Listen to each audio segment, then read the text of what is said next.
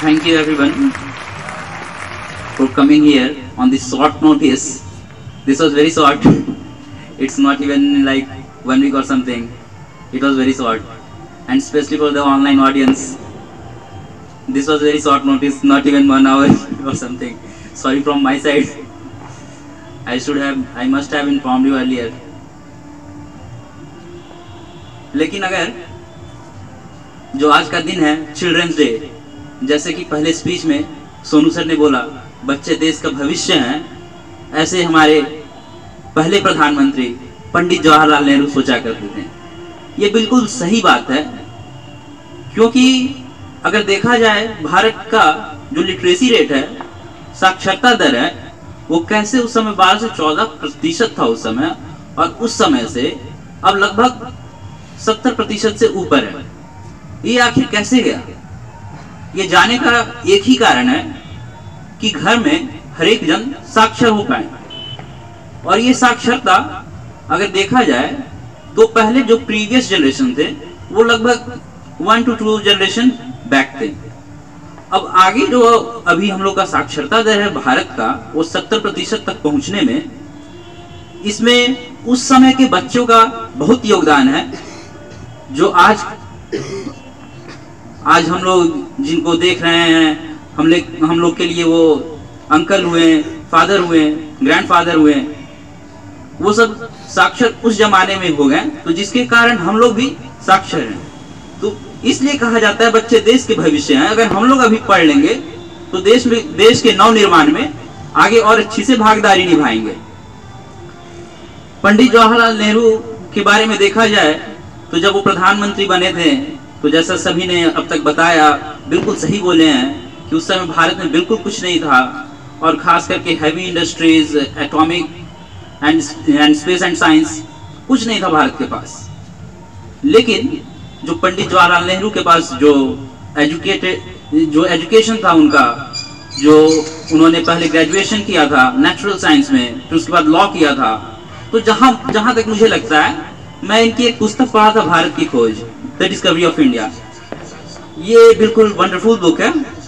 मैं सजेस्ट करूंगा कि आप लोग कभी अपने लाइफ में एक बार जरूर पढ़िएगा, क्योंकि इसी से आपको पता चलेगा नेहरू जी की क्या विचारधारा थी और कैसे इतना सोचे थे।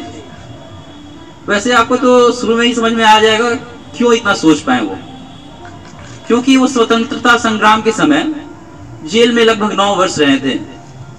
तो उस समय उनको काफी समय मिला था लिखने के लिए, सोचकर। तो मुझे लगता है ये बात कि आजकल हम लोग क्यों नहीं सोच पाते हैं उतना, क्योंकि हम लोग के पास मोबाइल डिवाइस है, तो उसी में लगे रहते हैं। हम लोग रील्स देखते हैं, शॉर्ट्स देखते हैं, यूट्यूब पे भी ऐसे ही टाइम पास करते रहते हैं। तो हम लोग को, मुझे लगता है कि ऐसे नहीं करना चाहिए। ये सबको साइड करके थोड़ा दिमाग को एकत्रित करके थोड़ा फोकस्ड वे में कुछ सोचना चाहिए। और बच्चों से मैं ये निवेदन करूंगा कि आप लोग भी नेहरू जी की तरह कुछ लिखने का कोशिश कीजिएगा मन से।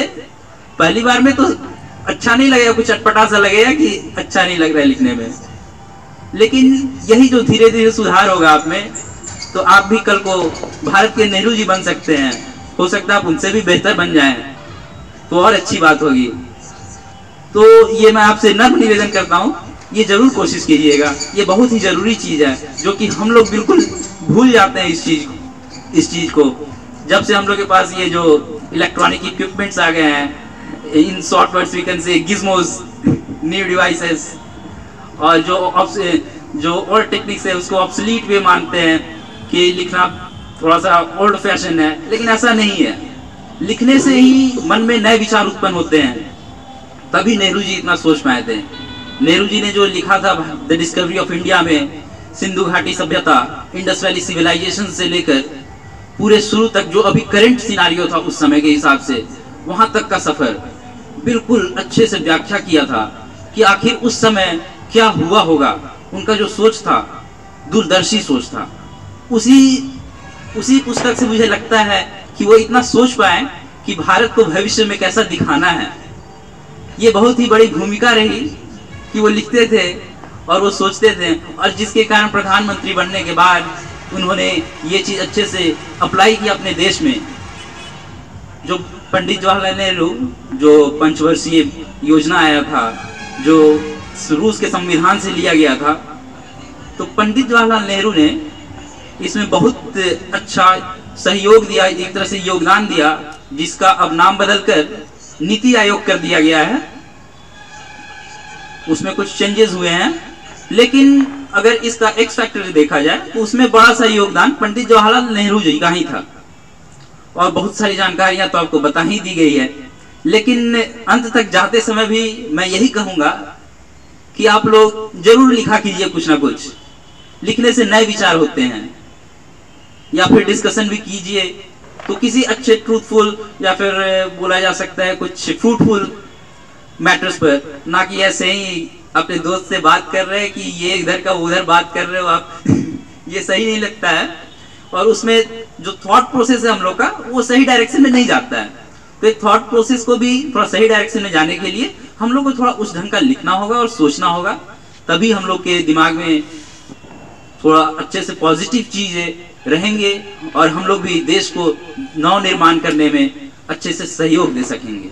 धन्यवाद।